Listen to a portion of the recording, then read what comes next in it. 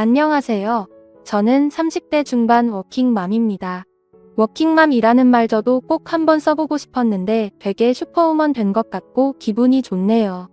보통은 워킹맘이라고 하면 정장 쫙 차려입고 회사 같은 데 다니면서 아이 키우는 그런 엄마들을 얘기하는 거라고 생각하잖아요.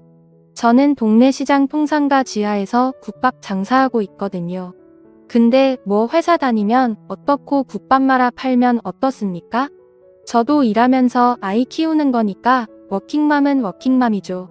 안 그런가요? 제가 고등학교 2학년 때 남편이랑 사고를 쳐서 낳은 아이가 지금 벌써 고등학교 2학년입니다. 놀라셨죠? 그러셨을 겁니다. 저도 그때는 많이 놀랐었거든요. 저만 놀랐겠어요? 양가 부모님들도 펄쩍 뛰면서 도대체 이게 무슨 짓이냐고 많이 놀라셨죠? 저도 남편도 둘 다 집안에서 내놓은 꼴통들이긴 했지만 설마 우리가 아이를 가지게 될 거라고는 상상도 못했었거든요. 하긴 누가 그런 상상을 했겠어요. 우리는 그냥 친구들이랑 놀러 다니는 게 좋았던 순수는 아닌가요? 아무튼 그냥 공부보다 노는 게 더 좋았던 학생이었을 뿐인데요. 그 나이에 인생 계획이란 게 뭐 있었겠습니까? 대학이고 뭐고 당장 오늘이 즐거우면 그뿐이었죠. 그런데 덜컥 애가 생겼다는 걸 알고는 당연하지만 남자친구에게 제일 먼저 얘기를 했습니다. 야, 나 생리 안 해. 왜 안 해? 병 따가 2줄이라고. 2줄이 뭔데? 아이 등신 임신했다고. 짐작은 했지만 한동안 남자친구는 말이 없더군요. 잔대가리 굴리는 소리 다 들린다. 첫째, 네 애 맞고. 둘째, 나 애 안 지운다. 아니 그게 잔대가리 굴리는 게 아니고 지금 내가 뭐라고 해야 네가 기분이 좋을까 그 생각하고 있었어. 이 새끼. 역시 멋진 새끼근데 연주야. 얘기 끝난 거 아니야? 이제 얘기도 있는데 새끼 그러는 건 좀. 나 내 새끼 봐라. 그래 알았다. 여보야, 됐냐? 아까 했던 바보 등신, 그런 말도 좀 알았다니까. 야, 봉봉 됐냐? 됐어? 우리는 누구에게나 인정받는 꿀통이었지만 스스로의 행동에 책임을 지기로 했습니다. 고등학교 졸업하고 대학에 가고 회사에 들어가고 결혼을 하고 아이를 낳고 이게 사회가 인정하는 일반적인 스텝인 거는 압니다. 그런데 예정에 없던 변수라는 건 늘 있기 마련이고 우리한텐 그 변수가 조금 일찍 그리고 크게 온 것뿐이라고 생각했죠. 아이는 인생의 수많은 변수들 중 하나일 뿐 장애물은 아니었습니다. 그런데 부모님들 생각은 안 그러셨던 모양이에요. 임신? 너 이리 와 2년 엄마, 칼 내려놔 그거 내려놓고 얘기해. 저희 엄마는 시장 통해서 김밥 장사를 하셨는데요. 제가 임신했단 얘기를 하자마자 김밥 썰던 칼을 들고 저를 잡겠다고 쫓아오셨어요. 사람들은 무슨 일이라도 나는 줄 알고 비명 지르고 난리였죠. 연주 엄마. 칼 이리 줘 대. 경찰 불러 경찰 빨리 경찰 부르라니까. 결국 출동한 경찰이 엄마를 체포했습니다. 저도 당연히 같이 붙들려 갔죠. 경찰 선생님, 안 세상에 칩다를 죽이는 애미가 어디 있습니까? 있어. 많아 주둥이 가만히 다물고 있어라. 글쎄 어머님, 알겠는데 칼은 왜 들고 뛰셨어요? 생각을 좀 해보시오. 머리에 피도 안 마른 딸이 임신을 했다는데 그 상황이면 경찰 양반은 정신이 있겠어 없겠어. 지금 당장 전현을 내 손으로 찢어 죽여도 속이 시원찮을 판에 내가 손에 칼을 들었는지 낫을 들었는지 내가 판스를 입었는지 벗었는지 알게 뭐여? 안 그랬어. 그러니까 지금 어머니 말씀은 딸을 죽 가니 내가 진짜로 얘를 어쩌겠다는 게 아니고요. 가만히 있어봐. 마침 잘 됐구만. 그 새끼 당장 오라고 해라. 내가 그 새끼 미성년자 모시기로 신고하려니까 당장 오라고 해.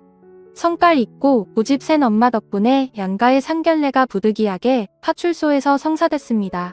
양쪽 집안 엄마들의 기가 어찌나 센지 파출소분들 누구도 어떻게 해볼 생각도 못하다군요. 너 훈이 너 그렇게 안 봤는데 팔랑 까져가지고 내가 우리 연주 건드렸지? 아니요. 말을 해 말을 누가 김밥 집안이랄까봐 김밥 옆구리 터지는 소리하고 앉았네. 누가 누굴 건드려? 내 딸년이 교복 치마 요래 짤짤막하게 입고는 내 아들을 후리니께 내 아들이 홀랑 넘어간 거 아냐? 후리긴 뭘 후려? 인연이 진짜 무식하기는 그러니까 여적지 지각에 하나 못 가지고 새나 내고 있지. 여기서 그 얘기가 어찌 나오는가? 시방시장 바닥에 꼴랑 3층짜리 상가 하나 있다고 유세 떠는가? 그거라도 있으면 말 섞고 아니면 꺼지셔. 경찰서에서 한바탕 하고 온 이후에도 엄마는 몇 날 며칠을 울고 불고 아빠는 저랑 눈도 안 마주치고 저 집은 저 집대로 초상집 같고 다들 머리 붙들어 매고 쓰러져만 있지. 누구도 저희가 어떻게 해야 할지를 알려주는 사람은 없었어요. 그래서 그냥 우리끼리 결정했죠.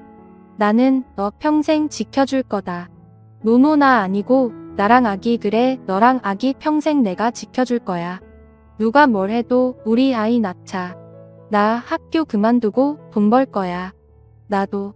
대신 중졸 엄빠는 안 돼. 그럼 학교 그만두고 돈 벌면서 우리 둘이 검정고시 무조건 한 번에 합격하기로 약속. 18 그 나이에 저예요. 공사판에 뛰어들었습니다. 남편은 벽돌 나르고 저는 현장 폐기물이나 자재 정리하고 못 빼는 일하면서 돈 벌었어요. 배가 점점 불러와서 일할 수 없게 될 때까지 했어요. 그래도 부모님들이 계신데 도와주지 않았느냐고요? 아이 낳겠다고 했더니 친정부모님은 꼴도 보기 싫으니까 너 알아서 살라고 하셨고요. 그나마 시댁에서는 가지고 있던 상가 옥상에 무허가로 올린 컨테이너 방 하나 내주셨습니다. 그게 어디예요? 여름엔 덥고 겨울엔 추운 방 한 칸이었지만 그거면 충분했어요. 우리 둘이 열심히 돈 벌어서 빨리 더 넓은 방으로 이사도 가고 나중엔 집도 사자고 했죠. 그게 너무 큰 꿈이라는 걸 그땐 당연히 몰랐으니까 그런 상상만으로도 행복할 수 있었거든요. 밤낮 없이 일하고 일 없는 날엔 쳐다보기도 싫던 책 붙들고 안 되는 머리 굴려가며 공부해 검정고시도 합격했습니다.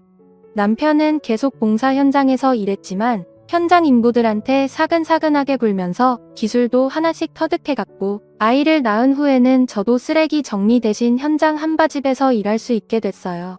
아이들 추웠고 쭈그려 앉아 설거지를 해도 하나도 힘들지 않았어요. 일이 너무 많을 땐 새벽에 나가다가 친정엄마 김밥집에 무작정 가서 애를 맡겼죠. 욕을 바가지로 해도 엄마는 엄마더군요. 조금 다른 얘기로 잠깐 세자면 그때 알았습니다. 엄마가 하는 욕은 80%가 저에 대한 사랑이라는 거예요. 애정이 없으면 욕이라도 하겠습니까? 시간도 감정도 다 아깝겠죠. 저한텐 2년 전 연망할 연애도 제 아들은 왕자님 키우듯 대해주셨어요. 그런데 시어머니는 달랐어요. 제가 남편이 잘생기고 착하기까지 해서 좋아하고 그 어린 나이에 사고까지 치긴 했습니다. 만 예전부터 어머님은 별로 안 좋아했었거든요. 시장에 상가 하나 가지고 있다고 엄청 거들먹거리는 거 시장 상인들도 다 압니다. 자기 마음에 안 들면 월세 올린다고 협박하고 수틀리면 가게 빼라고 하기 일수고 유세란. 유세는 엄청 떨어서 특히 그 상가에 입점해 있는 가게 주인들은 뒤에서 욕 진짜 많이 했어요. 꼴랑 코딱지만 한 상가 그것도 지하까지 포함해 3층밖에 안 되는 낡은 건물 하나 가지고 있는 졸부가 무슨 대단한 부자라도 되는 것처럼 연병 턴다고요. 돈은 그나마 좀 있을지 몰라도 인성은 완전 꽝이었던 거죠. 제가 며느리가 된 후부터는 아예 다른 상인들한테 저희 친정 뒷담화도 많이 했다고 하더라고요. 김밥집이 김밥 말다 못해 자기 아들 인생까지 말아먹었다고요. 그래도요, 저는 감사히 생각했어요. 처음엔 사고친 아들 꼴도 보기 싫으니 이들끼리 알아서 살라고 했지만 그래도 지 새끼라고 방 한 칸 내주신 것만 해도 생각해보면 고마운 일이잖아요. 안 그랬으면 뭐 어떻게든 살긴 살았겠지만 18살에 방 한 칸 마련할 돈이라도 있었겠습니까? 안 그래요? 시간이 흐르고 제 아들이 초등학교에 갈 무렵 저는 한바집 일을 그만두고 시장에 작은 가게 하나 얻어 국밥집을 차렸습니다. 서당계 3년이면 풍어를 읊는다고 쌀 씻을 줄도 모르던 소녀가 한바집에서 인부들 밥 해주던 실력으로 기가 막힌 국밥을 끓이는 20대 중반의 국밥집 아줌마가 된 거죠. 기술 하나 없이 벽돌 나르던 남편도 공사 현장에서 어깨너머로 이것저것 배워 미장이나 공구리, 전기 배송 같은 다양한 일들을 할 수 있게 됐고 승진 같은 건 없지만 현장에서 없어서는 안 될 인부가 됐죠. 매일 너무 바쁘고 힘들어했지만 그래도 나중에 식장이나 오야지가 되려면 자격증이라도 따놔야 한다며 틈틈이 자격증 공부도 했고요. 지 아빠가 밤마다 공부하는 걸 봐서 그런가 공부람 담자코 살던 엄마 아빠와 달리 제 아들은 맨날 공부하는 게 제일 재밌다고 했어요. 남편이 들어와 책을 펴면 졸린 눈을 비비며 지도책을 들고 아빠 옆에 와 앉고 됐습니다. 힘든 일상 중에 그 풍경 하나면 피로가 싹 풀리는 것 같았죠. 한참 반짝반짝 빛날 나이, 화장 한 번 파마 한 번 못하고 몸에서 국밥 냄새 풀풀 나도 제 가족을 위해서라면 아쉬울 것도 아까울 것도 없는 일상이었습니다. 다만 한 가지 한바집에 다닐 때는 크게 못 느꼈는데 시댁 가까운 곳에서 장사를 하다 보니 시어머니가 저를 아주 대놓고 무시하는 게 눈에 보였어요. 그전에도 물론 한 번씩 볼 때마다 내년 잘못 만나서 내 아들 고생 파가지로 하는 거 보면 내가 너를 삶아 먹어도 시원치가 않다. 이렇게 무시무시한 얘기를 하곤 하셨지만 저야 뭐 어릴 때부터 시장 바닥에서 자라면서 상인들 험한 소리 오가는 거 어디 한두 번 보나요? 그러거나 말거나 저는 신경도 쓰지 않았어요. 그런데 제가 시장에서 장사를 시작하고부터는 가끔이 아니라 거의 매일 마주치게 되니 신경을 안 쓸래야 안 쓸 수가 없더군요. 어떤 날은 아예 가게에 한 자리 차지하고 앉아서 오는 손님들마다 다 상대하며 제 욕을 해대더군요. 맛있게 드셨어. 사장님 오늘 처음 오셨길래 내가 머리고기 2점 더 넣었어. 딴 사람들한테 말하지 말고 다음에 또 와요. 아줌마가 아주 성격이 좋네. 아니 아가씨인가? 사장님 나 아가씨처럼 보여요? 이래봬도 아들이 이제 좀 있으면 중학생 돼요. 저 봐라. 치버르케 못 주네. 어이구 여기가 사장님이신가? 아니야 내가 사장 맞아. 저 양반은 우리 시엄마. 이 가게 붙박이에요. 저 자리에서 움직이질 않아 봐요. 저기 딱 에어컨 나오는 밑에 아가씨가 사장님이면 시어머니는 회장님이시겠네. 회장님 며느리가 성격이 좋아서 아주 좋으시겠어요? 좋긴 뭐가 좋아요. 대가리에 피도 안 마른 게 일찌감치 남자 맛은 알아가지고 내 아들 혼란 꼬셔서 새끼부터 싸질렀구만. 어이구 시어머니가 아주 션션하시네. 아유 어머님 장사 방해하지 말고 집에 좀 가셔. 에어컨은 왜 끄니? 시원하고 좋은데. 에어컨 켜놓으니까 어머님이 집에 안 가시는 거잖아. 어머님이 여기 붙박이야? 이렇게 한 자리 차지하고 있을 남은 반찬 그릇이라도 좀 나르든가. 아니면 빨랑가요. 바쁘니까. 제가 원래 털털한 성격인데다 국밥집 하면서 시장 사람들 상대하다 보니 뭐랄까 인생 5회차쯤 산 사람처럼 모든 걸 초월했다고나 할까요? 제가 국밥집 사장치고는 좀 어리니까 손님들이 장난도 잘 치고 농담도 많이 하시는데 장사하는 입장에서 그거 하나하나 일일이 철벽치면 손님이 있겠습니까? 이왕이면 식사도 기분 좋게 하시라고 저도 농담 받아치기도 하고 대꾸도 해드리고 그러는 거죠. 손님이 가끔 과한 농담하면 그걸 쌩까고 못되게 굴기보다는 유도리 있게 더 세게 받아치면 좀 생각 있는 손님들은 아 이런 거 안 통하는구나 대번에 아시거든요. 그래서 이왕이면 기분 좋게 웃으면서 까는 건데 시어머니 보시기엔 그게 다르게 보였나 보죠? 저것이 아주 그냥 풀알만 달렸다면 사족을 못 써요. 아무 남자하고 농담 따먹기나 하고 술집년같이 해벌레 해가지고 어머님이 나보고 술집년이라고 했다고 하면 어머님 아들한테 또 한 소리 들을 텐데 괜찮겠어요? 아이고 네 남편은 행동거지가 그 모양 그 꼴인 거 아냐? 남편은 밖에 나가 하루 종일 힘쓰는 일 하는데 아저씨는 남의 남자네들이랑 해거리면서 좋아 죽지 죽어 김밥집 딸이라 멸시 남자 후리고 다닌다. 구박 시어머니가 아무리 그래도 저는 사실 별로 신경은 안 썼어요. 그러거나 말거나 너는 떠들어라. 나는 한 귀로 듣고 한 귀로 흘린다. 그러고 말았죠. 근데 그게 또 시어머니는 약이 오르셨나 봅니다. 너 내 얘기를 듣긴 듣는 거냐?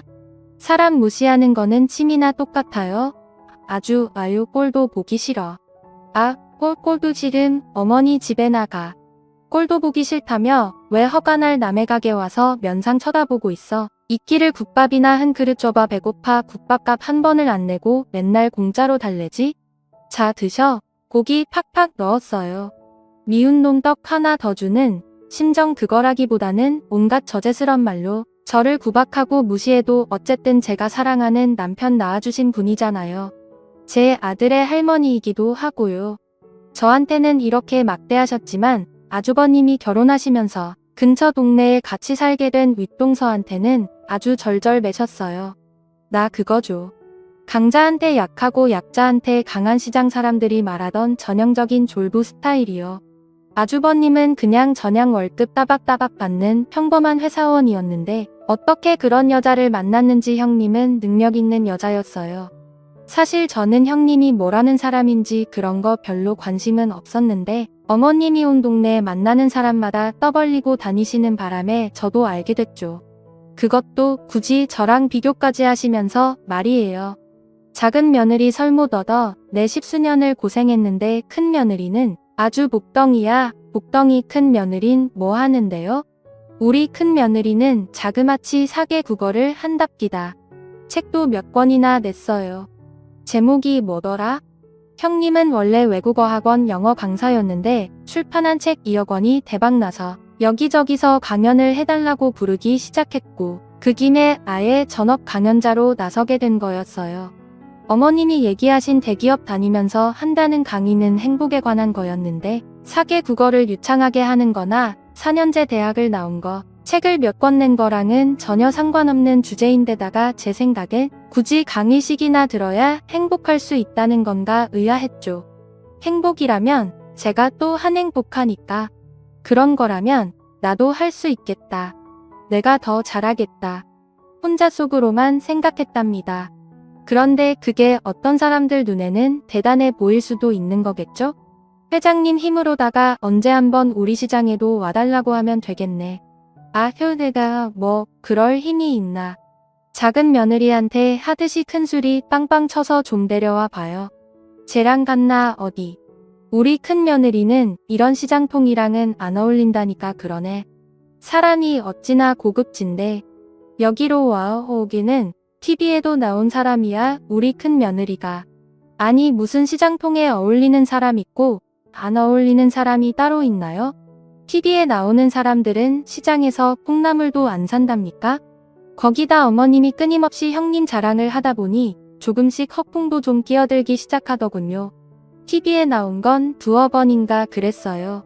안 그래도 제가 형님한테 그 얘기를 물어본 적이 있어요. TV에 한번 나와서 재미있으면 형님을 계속 부를 건데 아무래도 재미있지는 않았나 봐요. 시청률이 별로 안 나왔나? 연락은 계속 오지. 그런데 내가 웬만하면 컷하고 있어. 왜요? TV 나가면 더 유명해질 건데. 동서 이런 얘기까지는 안 하려고 했는데 나는 있잖아.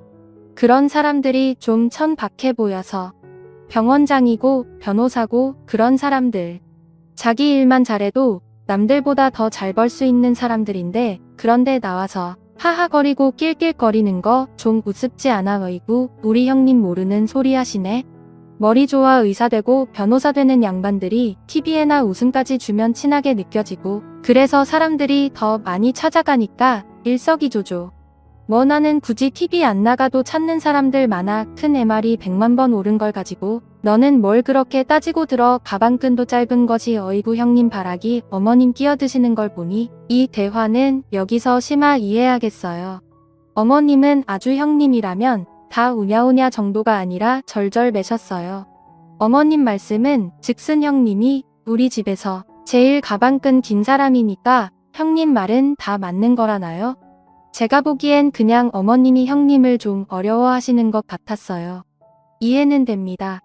솔직히 아주버님이 특별한 기술이나 능력이 있는 것도 아니었고 성격도 엄청 소심하셨거든요.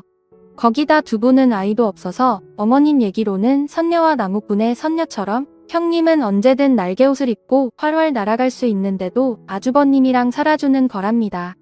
능력 없는 남자와 사는 능력 좋은 며느리. 그게 어머님이 형님을 바라보는 시선이었던 거죠. 저는 뭐 형님이 좀 우아를 떤다. 그렇게밖에 안 보였는데 말이에요. 게다가 최근 2년 사이 어머님이 형님한테 더 절절맬 수밖에 없는 일이 생겼는데요. 아주버님이 다니던 회사에서 정리해고 1순위로 잘리셨거든요. 안 그래도 소심한 사람이 더 소심해져서는 한동안 사람들도 안 만나고 집에만 틀어박혀 계시길래 제가 어머님 아주버님 당분간 우리 국밥집 배달일이나 좀 하시라고 할까봐요. 배달비 어차피 나가는데 이왕지사 아주버님이 해주시면 좋죠. 제 딴에는 아주버님한테 도움 좀 드리겠다고 얘기했다가 아주 혼쭐이 났지 뭡니까. 천박하게 살려면 떠나 천박하게 살지. 어따 대고 자기네 시아주버님한테 배달이 어쩌고 그 짓을 떨어 왜 네 남편 노가다판에 내보내는 걸로 모자라냐. 괜히 걱정하는 척 하지 말어. 큰애 제주도 내려간다니까 신경 끊어. 이년아 여긴 왜요? 아무 연고도 없는데. 왠지 알면 네가 그 돌대가리로 이해는 하고 큰애들이 알아서 결정한 건데 네가 알아서 뭐해. 그렇게 아주버님은 제주도로 혼자 내려가셨어요. 서울은 사람들한테 너무 치여서 싫고 다른 지역들은 사람이 너무 없으니 그것도 싫고 제주도에 가면 그나마 살 길이 트일 것 같다며 2년 전에 떠나셨죠. 그래서 2년 동안 어떤 성과가 있느냐 하면 글쎄요. 이거 해볼까 저거 해볼까 하면서 딱히 결정도 못하고 그렇다고 소심해서 다른 사람들한테 말도 못하고 혼자 스트레스만 팍팍 받고 계신 것 같던데요. 뭐 고군분투라고 해두죠. 아주버님도 나름 애쓰고 계실 테니까요. 그런데요. 다른 거야 그렇다 치고 제 입장에선 절대 이해할 수 없는 게 하나 있었어요. 저는 만약 남편이 일 때문에 몇 년이나 혼자 어디가 있어야 한다고 하면 저도 짐 싸들고 같이 갈 것 같거든요. 뭐든 해서 돈은 벌 수 있는 거지만 가족은 똘똘 뭉쳐 살아야 정이 더 커지는 법이니까요. 무엇보다 저는 남편이랑 떨어져 지내는 건 죽기보다 싫단 말이죠. 그런데 형님은 심지어 직장에 묶여 있는 것도 아니고 제주도에 가 있다가도 언제든 서울 오가며 강연을 할 수도 있는 거잖아요. 그런데 굳이 혼자 여기 남아서 매달 아주버님한테 돈까지 붙여주면서 거기서 빨리 자리 잡아라 이러는 게 이상하지 않나요? 아무튼 실은 내색 하나 없이 돈 못 버는 아주버님 뒷바라지까지 하고 있으니 어머님이 어찌 큰며느리를 미워할 수 있겠습니까? 하여튼 어머님이 하도 대놓고 형님이랑 저를 차별하니까 한 번은 제가 어머님께 제대로 따진 적이 있어요. 제가요 살아도 어머님이랑 더 오래 살았고 생색내긴 싫지만 어머님 생신상도 내가 다 차리지 시아버지 제사상도 내가 다 하지 며느리 노릇은 내가 다 하는데 어머님은 왜 나한테 욕만 찍으려요? 형님은 어디가 그렇게 이뻐서 그렇게 좋아하는데요. 비교를 할 걸 해라 이년아. 니들은 노는 물 자체가 달라. 사람 노는 물이 뭐 따로 있나. 다 거기서 거기지. 넌 허거한 날 시장 바닥에서 시커먼 남정네들이랑 희거리긴 하지. 쟤는 어울려 노는 사람들도 다 화이트 칼라요. 화이트 칼라. 근데 왜 어머니 어깨에 뽕이 들어가냐고요. 취불도 없으면서 큰소리치는 네가 어찌 알겠니. 큰애처럼 좀 겸손해 봐라. 저렇게 잘나가는 애가 강남 어디 고급 아파트 안 살고 이 동네 필라에서 사는 거 좀 봐. 그게 겸손이랑 뭔 상관이래. 강남 아파트 살 돈은 없나 보지. 생긴 거랑 다르게 애가 소박하잖니. 어머니가 잘 몰라서 그러는데 생긴 것도 소박해. 형님은 또 봐라 접된 애가 큰애 TV에 나오는 거 보니까 골목상권 살려야 된다 그런 얘기 하던데 말만 뻔지르르하게 하는 사람들 얼마나 많아. 근데 쟤는 어디 말만 아니 몸으로 보여주잖아. 몸으로 아니 그러고 보니까 인연이 CM이 하는 말만 또 말대답이지. 하여간 못 배운 티가 좔좔 흘러요. 흘러왔다 거기서 얘기가 또 왜 글로 튀어. 글로 튀기는 어머님의 형님 사랑 좀 과하다 싶지만 일부 맞는 말씀도 있긴 했어요. 사실 우리 형님이요 동네 세탁소며 중국집 VVIP 고객이십니다. 어머님은 그게 형님이 골목상권 살리기를 몸소 실천하는 거라며 소박하다고까지 주장하시지만 글쎄요. 뭐 세탁소에 배달 서비스 시키거나 중국집 음식 배달시켜 먹을 돈으로 집에서 빨래하고 밥해 먹는 게 더 소박한 거 아닌가요? 뭐 그게 골목상권 살리려고 안 써도 되는 돈 굳이 쓰는 거라면 할 말은 없지만요. 하긴 뭐 대형마트 가면 혼자 사는 사람들을 위해서 반쪼가리씩 파는 양파도 있는데 굳이 거기다 돈 안 쓰고 시장에서 사긴 하죠. 항상 시장 야채 가게, 과일 가게에서 그것도 대량으로 항상 배달을 시켜서 주변에 다 나눠줬거든요. 심지어 형님 네 빌라 1층에 사는 타니한테도 줍니다. 타니는 카자흐스탄에서 한국으로 시집 온 지 1년 정도 된 새댁인데요. 어렸을 때부터 워낙 한국을 좋아했어서 한국어 공부도 오래 하고 한국 남자한테 시집 왔죠. 우리 국밥집 단골이고요. 임신 5개월 차인데 만삭 때까지는 지금 일하고 있는 김치 공장에 계속 다닐 거랍니다. 타니가 특히 우리 형님을 아주 좋아하고 따랐어요. 타니야, 너 우리 형님이 왜 좋아? 형님이가 맛있는 거 많이 줘요. 언니 같아요. 맛있는 거 주면 다 좋아하냐? 나도 좋겠네. 언니 좋아요. 물론 언니 형님이 더 좋아요. 아무튼 결혼은 했지만서도 혈혈단신 혼자 한국에 와서 외로울 타니한테 그렇게 잘해주는 걸 보면 형님이 좀 달리 보이는 것도 사실이에요. 솔직히 저를 너무 무시해서 그렇지 저한테도 득되는 건 있네요.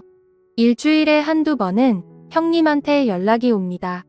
동서 봉동 잔뜩 주문해놨어. 올려놔서 이거 가져가 겉절이 묻혀서 식당 반찬으로 내면 되겠다. 어휴 저번에 무도 잔뜩 주셔가지고 무생채 손님들한테 서비스 팍팍 드렸어요. 그래 언제 올 수 있어? 근데 형님 어차피 주실 거면 야채 사장님한테 이리로 갖다 주라고 하시면 될 걸 뭐하러 힘들게 거기까지 배달을 시키세요? 아니 겸사겸사 동서 얼굴도 보고 할 얘기도 있고 해서 그렇지 하여간 올 때 미리 전화하고 줘야 뭐 잠깐 시간 내서 가지러 가면 그만이니까 좋죠. 식당 하다 보면 반찬용 채소 값도 은근 많이 들어가는데 운영비 줄고 나쁠 거 뭐 있겠습니까? 굳이 와서 가져가라는 것도 생색내고 싶어 저러는 것 같으니 그까이 거 눈 딱 감고 가면 되는 거죠. 그런데 그날 형님과 저는 대판 싸웠습니다. 봄동 가지러 형님 댁에 잠깐 들렀는데 형님이 저한테 할 말 있다고 한 게 생각났어요. 그래서 여쭤봤죠. 형님 근데 아까 저한테 할 말 있다고 하지 않으셨어요? 그래 동서 기분 나쁘게 생각하지 말고 들어 내가 왜 이런 거 동서 가게로 직접 배달 안 시키고 내가 받아서 주는지 알아? 다른 이유가 있는 거였어요? 어머님이 평소에 동서 행동거지 조심하라고 해주시는 말씀 그거 좀 새겨들었으면 좋겠어. 어머님이 저 미워서 그냥 구박하려고 하는 얘기죠. 그건 시장 남자들이랑 너나 들이 하면서 그러는 거 좀 천박해 보여. 내가 내 친구들이랑 농담 좀 하는 게 어디 가요 동서 잘 되라고 하는 얘기인데 꼭 그렇게 고깝게 들어야겠어? 형님 얘기 어느 포인트에 저 잘 되라는 게 있는데요. 이 동네 사람들 동서 18살에 애 낳은 거 다 알아. 안 그래도 해픈 여자 딱지 붙이고 살면서 거기에 문란한 여자 소리까지 듣는 건 좀 그렇잖아. 문란한 여자? 누가 그딴 소리 씹으려요. 원래 소문의 당사자만 그 소문 모르는 법이야. 형님 지금 그 말은 동네 사람들 전부 나한테 문란한 여자라고 손가락질 한다는 뜻이에요? 형준이도 이제 고등학생식이나 됐는데 우리 엄마가 그렇다는 소문 들으면 삐뚤어지지 않겠어? 우리 형준이도 지 어떻게 태어났는지 다 알아요. 제가 헤헤거리고 노는 시장 남자들 형준이가 다 삼촌이라고 부르는 사람들이에요. 내 친구고 훈이 친구고 우리 엄마 친구고 다 그렇다고요. 아는 사람들은 그딴 얘기 안 할 거요? 어디서 이상한 얘기나 들으셔가지고 어머님이 그러셨구나. 형님한테 저 단돌이 좀 하라고. 형님 그렇게 어머님이랑 쿵짝 맞아서 좋으시겠어요. A씨 기분 잡쳤네. 저 가요 동서 이건 가져가야지. 구워 먹든 쪄 먹든 형님이 알아서 하세요. 진짜로 제가 막 불러 먹은 년도 아니고요. 18살에 애 가진 거 저는 잘못이라고 생각 안 합니다. 둘이 좋아했고 실수는 했지만 그 책임 충분히 지기로 결심하고 지금껏 성실하게 잘 살고 있잖아요. 근데 고등학생 아들까지 들먹거리면서 그딴 식으로 살지 말라니 정말 화딱지가 나더군요. 어릴 때부터 공사판에서 시장 통해서 사람들 상대하는 일 하며 먹고 살다 보니 저 억센 건 맞아요. 인정합니다. 그런데 제가 지금도 눈에서 꿀 떨어지는 내 남편 두고 다른 남자들이랑 히덕거리다니 그런 표현 자체가 말이 안 되거든요.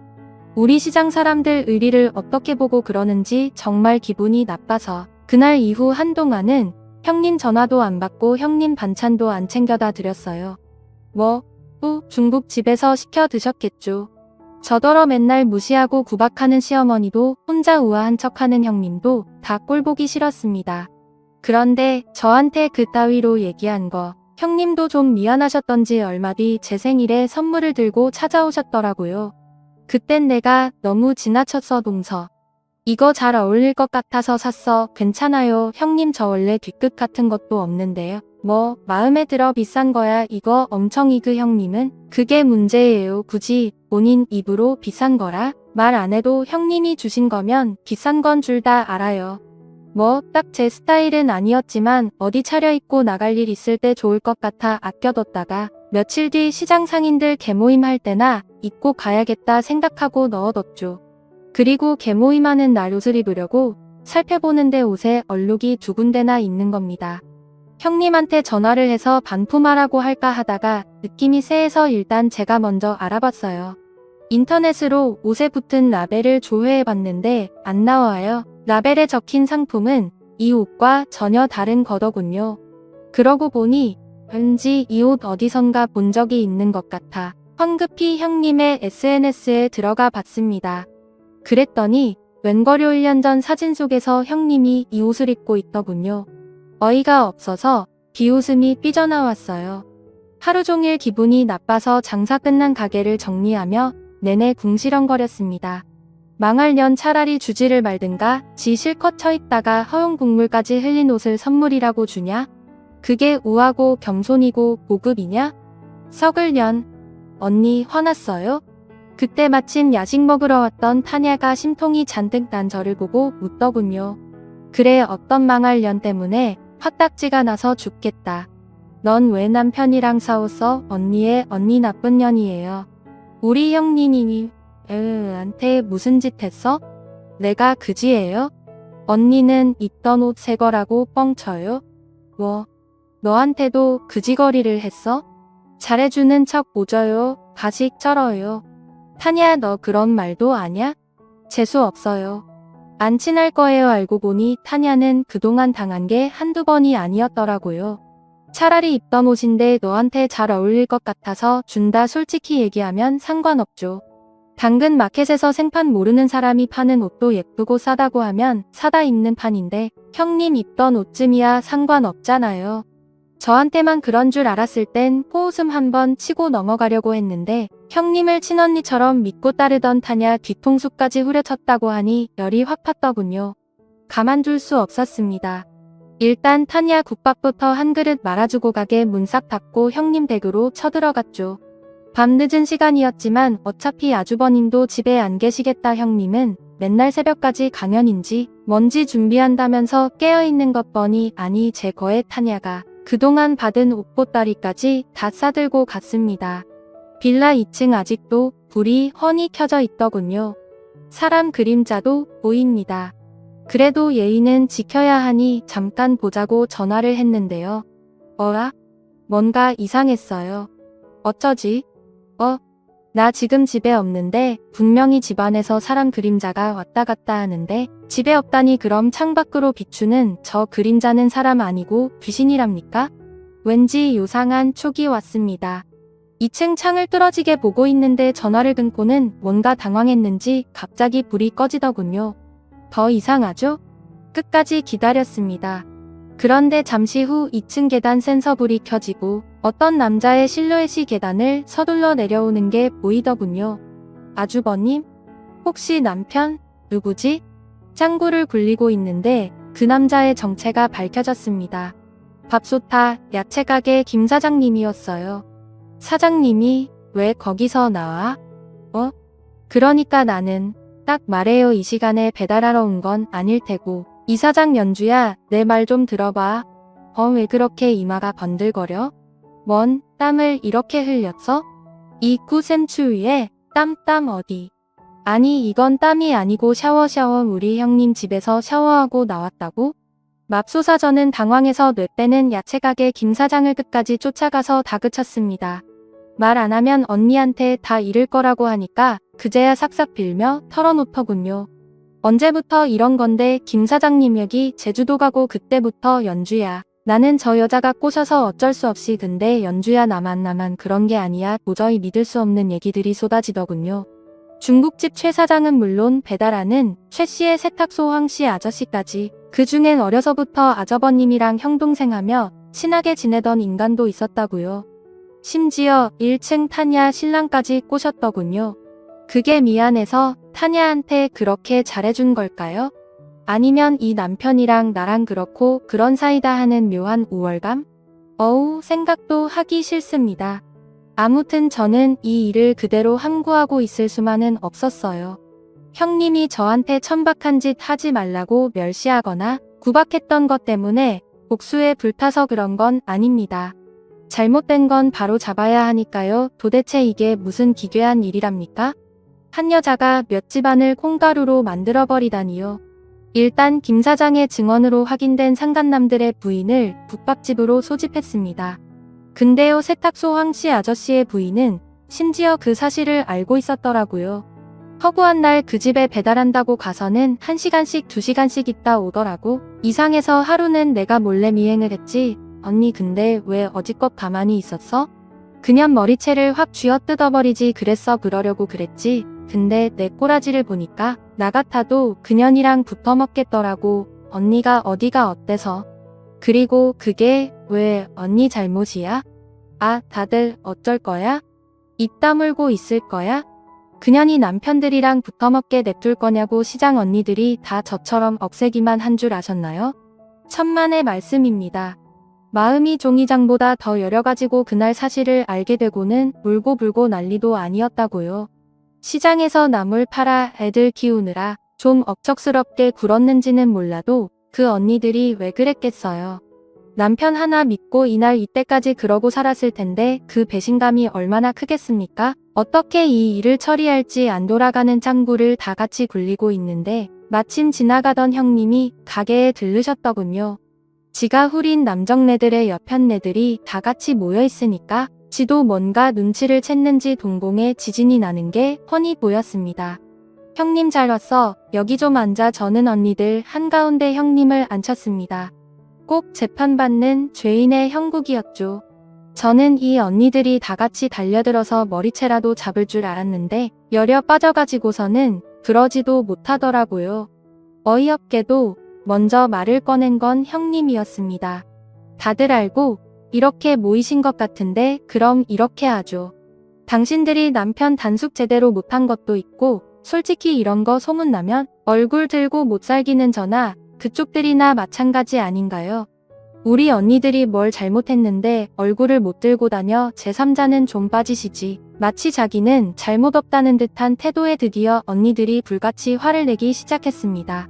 득달같이 달려들어 형님의 머리채를 쥐어뜯었죠. 7인의 여전사 같았어요. 아, 네, 이건 아닌가요? 아무튼 그렇게 한참을 격투 끝에 코피가 터진 형님이 무릎을 꿇고 가게 한가운데 앉아 있었습니다. 야채가게 언니가 말을 꺼냈죠. 솔직히 이대로 끌고 경찰서 유치장에 쳐놓아도 속이 시원치가 않아. 그런데 까놓고 얘기해서 전혀 한 말이 틀린 말도 아니잖아. 창피해서 어디 가서 말도 못해. 썩은 년놈들 금융치료 그걸로 합의 봅시다. 합의금 제대로 받아내서 2년 아주 망해먹게 만들자고요. 결국 시장 언니들은 형님을 금융치료하기로 결정했습니다. 무려 7명. 지금 생각해도 어이가 없네요. 일주일 동안 하루에 한 명씩. 아, 생각만 해도 더럽네요. 지 남편 멀리 떨어뜨려 놓은 것도 혹시 2년의 계략이었는지도 모르죠. 아무튼 7군데 물어주기로 한 합의금만 해도 수억은 됐습니다. 그런데 2년이 그냥 순순히 이걸 받아들일 리가 없죠. 돈은 얼마든지 드리죠. 그런데 어차피 이런 얘기 밖으로 나가면 피차 쪽팔린 거 마찬가지인데 함구하는 조건으로 합의할게요. 다들 발설하지 않겠다는 각서 하나씩 쓰세요. 자기는 방송되며 법조계에 아는 사람도 많다. 그러니 일이 만약 퍼지면 누군지 다 알 수 있다. 그렇게 되면 이 각서의 위력을 보게 될 것이다. 그 상황에서도 협박성 일장 연설을 하고 있는 꼬라지하고는 우습지도 않았습니다. 아무튼 언니들은 모두 각서를 쓰고 합의를 했어요. 그리고 그때 저는 알고 있었습니다. 시어머니가 가게 밖에 숨어서 이 모든 상황을 다 듣고 계셨다는 거요. 가슴을 치며 분통해하고 계시는 거요. 다음날 가게에 온 시어머니 다른 날 같았으면 다짜고짜 천박한 년, 무식하고 남자나 후리고 다니는 년 3종 세트로 인사를 시작하셨을 텐데 그날따라 조용하시더군요. 뭐 잘못되셨어? 왜 꿀먹은 벙어리야? 어머니 내가 뭐를 어째길래? 어머니 속상한 일 있어? 세상 다 이룬 표정인데 뭘 그래 그렇죠. 입도 뻥끗 못하시겠죠. 고귀한 형님 모시며 살던 시어머니 그렇게 구박하고 멸시하던 저한테 감히 묻지도 따지지도 못하시겠죠. 혹시라도 이 일 소심한 큰 아들이 알까봐 전전긍긍하느라 당장 큰 며느리고 뭐고 내쫓고 싶어도 그렇게는 못하시겠죠. 어머니 내가 재밌는 얘기 해줄까? 됐다 듣고 싶지 않다. 왜 이렇게 기가 죽었어? 나 18살에 가졌다고 목막 불리고 다니는 년이라고 시원하게 욕 좀 싸질러 보지 왜 됐다니까? 그래 이제 와서 시어머니가 어디 감히 저를 욕할 수 있겠습니까? 정작 남의 남자 후리고 다니는 년은 따로 있었는데요. 2년이 또 지나 새 시대의 어우동 형님은 들어오는 가면 닥치는 대로 해서 그 많은 합의금을 다 갚았습니다. 그런데 문제는 그 이유였어요. 이런 소문이 어디 잠자코 있답니까? 어디서 시작됐는지 그 집 여자 치마 자락 속에 그 동네 남자들 다 한 번씩 들어갔다더라 하는 소문이 솔솔 바람을 타고 퍼지기 시작했어요. 누군지 잡아낼 수 있다던 형님은 씩씩거리며 숨어 지내기 바빴죠. 소문일 뿐이었지 누구도 확실한 증거 하나 들이미는 사람 없었는데도 번질나게 찾아대던 기업이며 방송에서는 더 이상 형님을 찾지 않았습니다. 굶어 죽게 생겼다대요. 그래서 제가 할 일 없으시면 와서 설거지나 좀 도우시라 했죠. 눈을 부라리며 지가 어떻게 그런 일을 하냐길래 그럼 굶어 죽든지 마음대로 하시라고 했더니만 며칠 있다가 앞치마 하나 들고 국밥집에 나타났더군요. 국밥집에 레이스 달린 앞치마가 웬 말이래 그거 입고 여기서도 손님들 후리려고? 동서말이 너무 천박하다 아유 그놈의 천박타령 형님이 그런 말할 처지는 아닐 텐데 아 그거 이리 내놔요 이거나 입어 저 그렇게 정없는 년 아닙니다. 우리 형님이 비록 평생을 빌어도 모자랄 죄를 지었지만 그렇다고 저까지 형님을 내치면 찬물에 손 한 번 담가 본 적 없는 우리 형님 어디 가서 밥이나 얻어먹고 살겠습니까? 게다가 이미 소문 다 퍼져서 행여자기 남편이라도 꼬실까봐 어디 써주는 사람도 없는데 저라도 거둬야죠. 형님이 국밥집에서 설거지하고 있으면 가게 한 자리 여전히 차지하고 있는 시어머님의 부채질은 더 급해집니다. 열불이 터지겠지요. 그 고귀하신 줄 알았던 며느님이 저러고 있는데 그 속이 편할 리가요. 아휴 한숨을 하루에도 수천 번씩 내뱉으시지만 그것도 저는 그냥 지켜만 봅니다. 말 한마디 거들어 약 올리고 싶은 마음도 있지만 시어머니 인생도 불쌍하죠. 큰아들 인생 혹시라도 잘못될까봐 동네 온갖 남자들이랑 잠자리를 가진 큰며느리 꼴을 저렇게 보고 살아야 하는 것만으로 천벌을 받으신 거니까요. 비록 공사판이지만 거기서 남편 인정받으며 승승장구하겠다 고딩아들 우리처럼 속 안 썩이고 공부 잘하겠다 그저 나만 열심히 살면 아무 문제없는 제 인생에 새로운 변수로 등장한 저 인간들 제가 다 보듬어야지 어쩌겠어요. 안 그렇습니까? 긴 글 읽어주셔서 감사합니다.